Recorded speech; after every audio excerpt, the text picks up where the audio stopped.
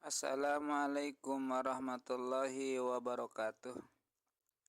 Innal hamdalillah nahmaduhu wa nasta'inuhu wa nastaghfiruh wa na'udzu billahi min shururi anfusina wa min sayyiati a'malina.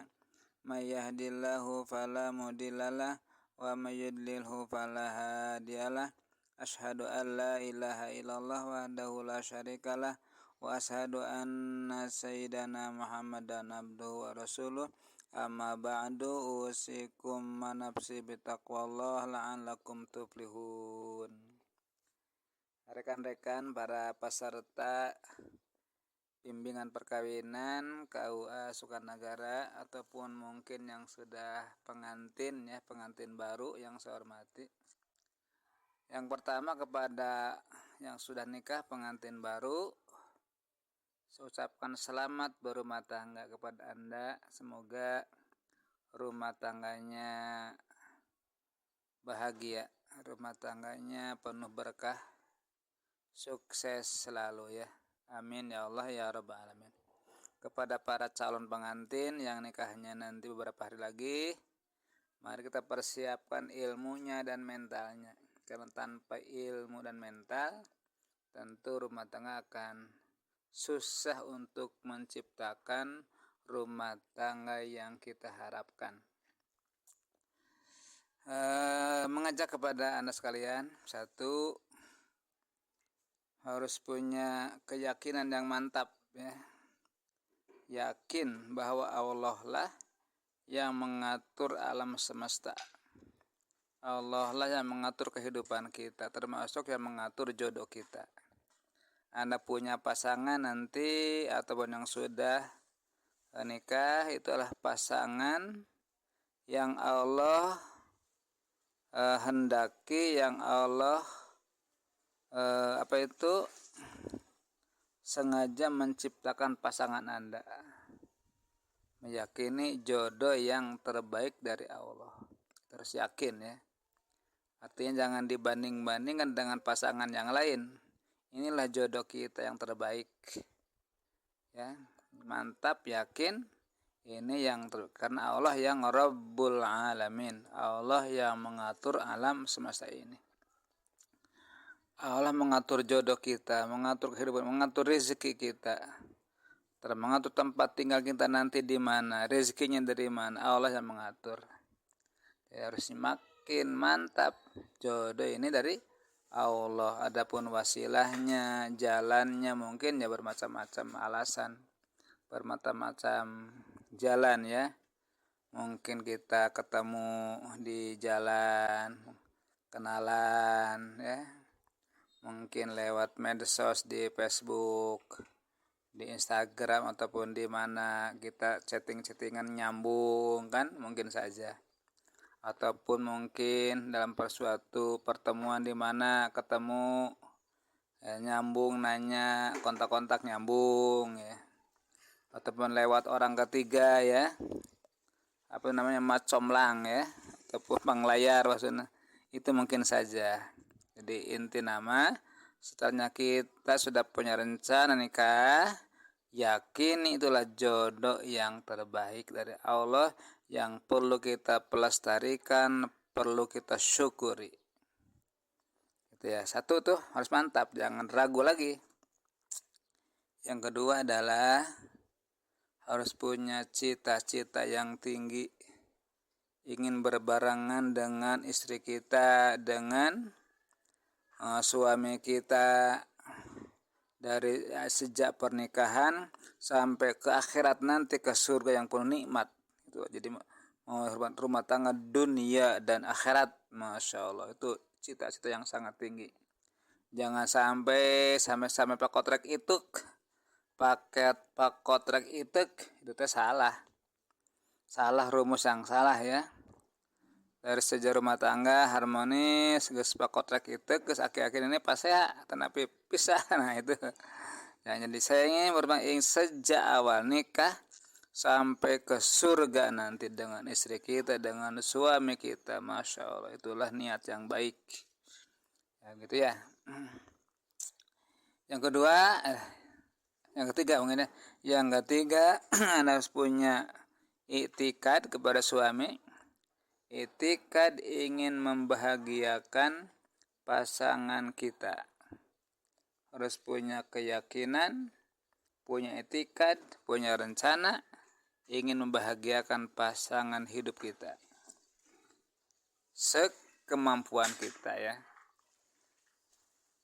Kepada istrinya nanti si neng-nengnya harus punya iktikad yang kuat, ingin menghormati suami, ingin melayani suami, ingin mencari ridho suami.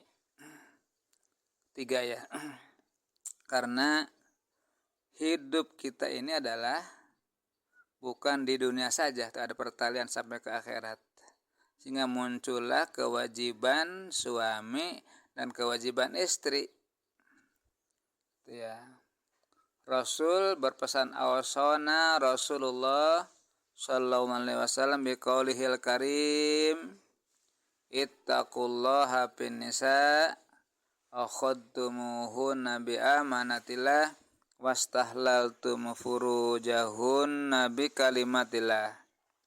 Rasul yang mulia Muhammad Rasulullah telah berwasiat kepada kita dengan sabda yang mulia, yakni ittaqullaha fin nisa, wahai para suami, kalian harus takwa kepada Allah dalam menghadapi nisa, menghadapi istri pasangan hidupnya.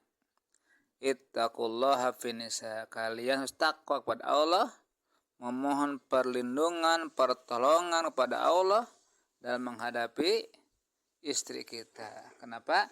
Akhadtumuhunna bi amanatillah, bahwa kalian mengambil mereka, mengambil istri kita, anak kita adalah bi amanatillah, sebagai amanat dari Allah. Jadi istri kita adalah amanat dari Allah, bukan milik kita. Amanat. Yang namanya amanat itu nanti di akhirat ada suatu pertanggungjawaban di akhirat nanti ya. Amanat bukan milik. Kalau milik pun bisa digadekan, ya bisa dijual belikan, bisa dirusak, disakiti. Karena amanat. Al-amatu mas'ulun. Amat ada mas'ul, akan dipinta nanti tanggung jawab di akhirat. Masya Allah, berat kalau kewajiban suami itu ya. Wastahlaltum furujahun nabi kalimatillah, Anda mengharapkan halal jiwa raga perempuan itu bi amanatillah, dengan bi kalimatillah. Ulangi, wastahlaltum furujahun bi kalimatillah, Anda menjadikan halal jiwa raganya bi kalimatillah, dengan kalimat Allah, yaitu ijab dan qabul. Jadi halal ya. Tanpa lewat ijab qabul haram kita bergaul. Haram apalagi yang segala-galanya haram. Sudah kalimat Allah dilantunkan, ucapan dari wali dan Anda selaku calon pengantin nanti, ankahtuka wa zawwajtuka ibnati ismah Fatimah imahri khamsina gramina zahab nakda, misalkan ya, kata si wali, wahai saudara rajul, saya nikahkan anak kandung saya bernama Fatimah kepada engkau dengan mas kawin mas 20 gram beber tunai, misalkan. Langsung dikabul oleh si calon pengantin. Qabiltu nikahaha wa tazwijaha bil mahril madhkur, saya terima nikah dan kawinnya Fatimah, anak atau putri bapak, dengan mas kawin tersebut dibayar tunai, misalkan.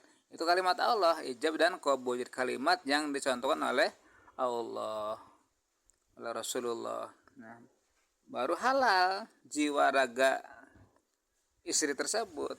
Nah, jadi oleh lagi, Anda mengambil istri sebagai amanat Allah, halal jiwa raganya dengan kalimat Allah ijab, tanpa ijab qabul, ya tentu kita haram bergaul. Maka muncullah kewajiban kita selaku suami, alimuhunna bil ilmi wal akhlaqil hasanah, berikanlah bimbingan kepada mereka dengan ilmu yang bermanfaat dan akhlak yang baik. Alimuhunna bil ilmi wal akhlaqil hasanah, berikanlah piwuruk, nasihat, bimbingan kepada mereka istri kita dengan ilmu yang manfaat dan akhlak contoh yang baik. Kewajiban suami membimbing ilmu, babudunya, sholatnya kita, Al-Qur'annya, kewajiban suami membimbingnya, mengarahkannya dengan budi perangai yang baik, akhlaknya, tutur katanya, perilaku kita menjadi akhlak yang baik. Contoh menjadi istri kita, suami, jangan kasar ya. Dan akrimuhunna fala tukbihuhunna, akrimuhunna, muliakanlah mereka. Jadi punya itikad, punya patakaran, akrimuhunna, akan memuliakan istri kita, akan memuliakan istri kita, akrim, memuliakanlah mereka. Mastata'tum, sekemampuan Anda ya. Punya itikad, ingin memuliakan mereka. Fala tukbihuhunna, janganlah kalian menghinakan mereka ya. Jangan, itu punya itikad yang baik, itu kewajiban suami. Begitu ya semuanya. Yang punya itikad ingin memuliakan mereka dan tidak akan menghinakan mereka, menyengsarakan mereka. Mastata'tum, sekemampuan kita. Kemudian apa itu? At'imuhunna mimma takulun, memberikan makanan yang cukup, makanan minum yang cukup, jangan sampai mereka kelaparan ya.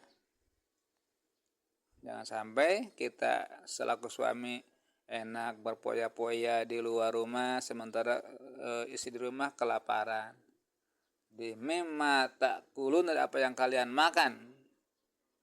Syukur-syukur kita kalau makan di luar ya bawa ke rumah ya. Jangan sampai kita enak di luar rumah sementara keluarga di rumah dengan kelaparan, itu nggak boleh. Waksuhunna mimma taksun, memberikan sandang yang menutupi aurat kita. Jadi kalau istri kita auratnya terlihat, kewajiban suami memberikan sandang ya, yang dipepantas gitu ya, digegelis ke orang ya, ke suamina ya. Waksuhunna mimma taksun, sekemampuan kita ya. Itu kewajiban suami.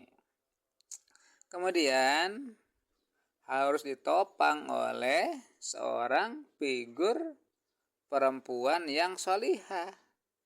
Meskipun suaminya sudah tanggung jawab, menghormati kita sesuai dengan suami yang baik, kalau pasangan hidupnya tidak sholihah, ya akan pincang. Harus suaminya tanggung jawab, seorang yang sholih, perempuannya harus orang yang sholihah. Jadi tadi pertama kan punya itikad, ingin menghormati suami, ingin menghargai suami, ingin melayani suami ya.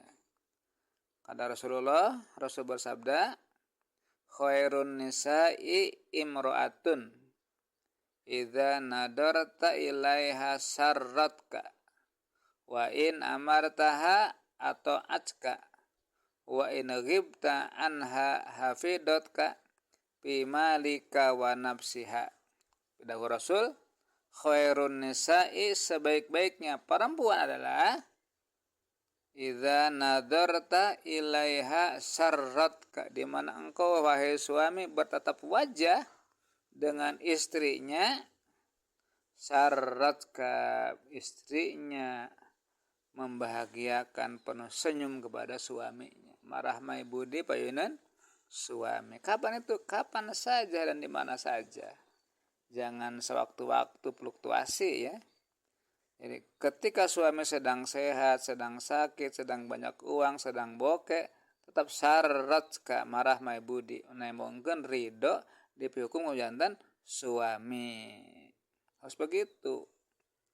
Jangan ketika suami banyak uang, sedang banyak rezekinya, sedang sehat, sedang gagah, manja kepada suaminya, manja lenda-lende bunga ya.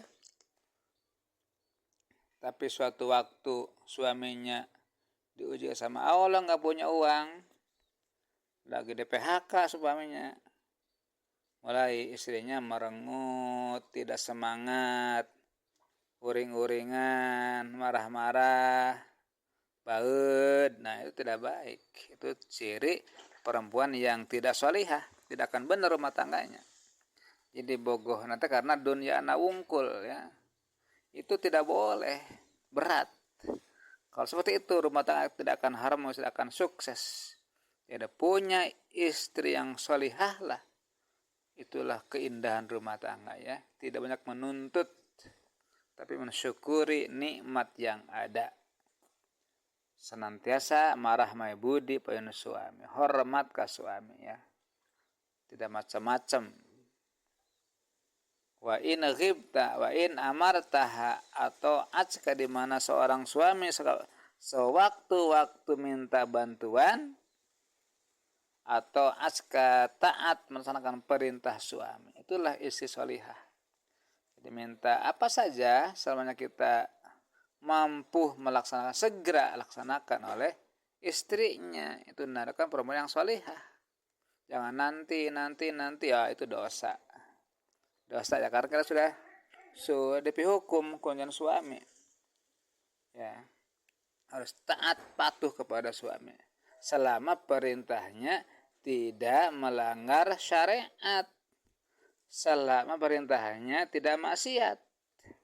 Wajib melaksanakan perintah suami. Dengan sebaliknya suami bukan seorang raja, bukan seorang paduka enak saja tunjuk-tunjuk nitah pamajikan dan istri, sementara istri kakek dicapekan, kita suaminya adalah diam-diam saja. Itu tidak baik, tidak benar ya. Sewaktu-waktu minta keinginan tong dihesekeun tak ku suami teh, ku istri teh ya. Segera respon. Itulah ciri yang sholihah. Apalagi diajak misalkan hosonoan misalkan ya, apalagi itu mah suatu mutualisme ya. Harus senantiasa harmonis, ulah hararese dipiwarang ku suami teh ya. Nah, selanjutnya wa in ghibta anha hafidatka fi malika wa nafsa, di mana Anda suami sedang jauh, sedang nyaba, sedang bepergian, artinya jauh daripada istri yang baiklah menjaga rahasia rumah tangganya, menjaga dirinya, tidak mangpang-mangpang suami lagi tidak ada. Poya-poya dengan temannya, menghambur-hambur uang, apalagi mendatangkan suami laki-laki lain, naudzubillah. Jadi artinya taat baik suami sedang ada maupun sedang tidak ada, tetap menjaga keharmonisan rahasia rumah tangga. Ya. Ulah hareupeun wungkul payeunan suharah taat nate. Dimanapun sedang jauh tetap menjaga ketaatannya. Itulah ciri yang soleh. Insya Allah kalau suaminya sudah tanggung jawab, istrinya solihah, akan terjalin rumah tangga yang kita harapkan, rumah tangga kita barokah dari Allah Subhanahu Wa Taala. Gitu ya. Jadi saling menghargai, saling menghormati ya. Ketika ada masalah, bentrok, pasti segera minta maaf. Orang yang paling dahulu minta maaf, orang yang paling mulia di hadapan Allah Subhanahu wa taala. Meskipun tidak bersalah, segera minta maaf meskipun lawan kita yang salah. Itu orang yang paling mulia. Jangan dendam ya. Jangan egois, jangan jaga image. Kita mah tidak salah. Harus segera minta maaf ketika ada masalah, jangan dendam. Orang yang paling jahat, orang yang diminta maaf tidak memaafkan. Wa naudzubillah ya. Allah yang sangat gagah, Allah yang sangat segala-galanya. Allah adalah zat yang pemaaf. Kita sebagai manusia yang lemah, kenapa harus dendam? Jangan ya. Nah, selanjutnya adalah Anda punya orang tua. Orang tua teh yang berjasa kepada kita, mengandung kita, melahirkan kita, mendidik kita, membesarkan kita, bahkan sekarang sampai ngawinkeun. Berjasa orang tua ini harus dihormati mereka ya. Jangan menyakiti orang tua kita, harus hormati mereka telah berjasa. Tanpa orang tua kita kan tidak mungkin seperti ini ya. Wajib hormati orang tua kita adalah berjasa. Nah sekarang sudah nikah, mertua pun sama harus kita hormati. Jangan menyakiti mertua dan orang tua ya. Orang tua dan mertua kalau kita hormati, beli hatena ulah sampai sakit orang tua gara-gara tingkah kita, ucapan kita itu tidak akan berkah ya. Kalau ingin berkah, hargai orang tua, hargai mertua, insya Allah berkah hidup Anda ya. Adapun rezeki mah jangan khawatir. Allah telah menciptakan manusia, makhluknya dengan rezekinya. Yang penting kita bekerja semangat, tidak malas, tidak gengsian, bekerja. Di kantor silakan, apalagi di pasar, ngojek, bertani, apa saja yang bekerja, semangat, tidak malas. Fa unzila alaika rizqo, kami kata Allah janji akan menurunkan rezeki kepada kalian. Di rezeki mah ulah khawatir orang lahir ke dunia teh tenyanak harta benda. Seorang bayi ku Allah diatur di rezekian, dibesarkan, bere milik rezeki na bagian-bagian masing-masing. Di rezeki jangan khawatir, yang penting kita bekerja semangat ikhtiar, nanti Allah yang mengatur kehidupannya. Yang penting halal gitu ya. Nah terakhir adalah Anda tidak akan berkah hidupnya jika tidak dekat dengan Allah yang punya segala-galanya. Artinya kepada Allah harus mantap beribadah kepada Allah. Ibadah yang mantap, baca Quran sing getol, tahajud, istighfar, sing jadi ahli ibadah sadaya keluarga, suaminya, istrinya, anaknya jadi ahli ibadah. Insya Allah hidup Anda akan berkah ya, menjadi ahli ibadah. Kunu ibadallah, jadikan sebagai hamba Allah yang berkah. Demikian ya, mudah-mudahan ada manfaatnya untuk kalian semuanya dan khusus bagi saya selaku pemateri. Selamat nanti dalam waktunya, insya Allah Bapak ataupun penghulu yang lain akan menghadiri pernikahan Anda ya. Nah, sekali lagi, jadi dari sekarang rubah sikap menjadi bekerja semangat, ibadah semangat, orang tua hormati. Demikian akhirul kalam. Assalamualaikum warahmatullahi wabarakatuh.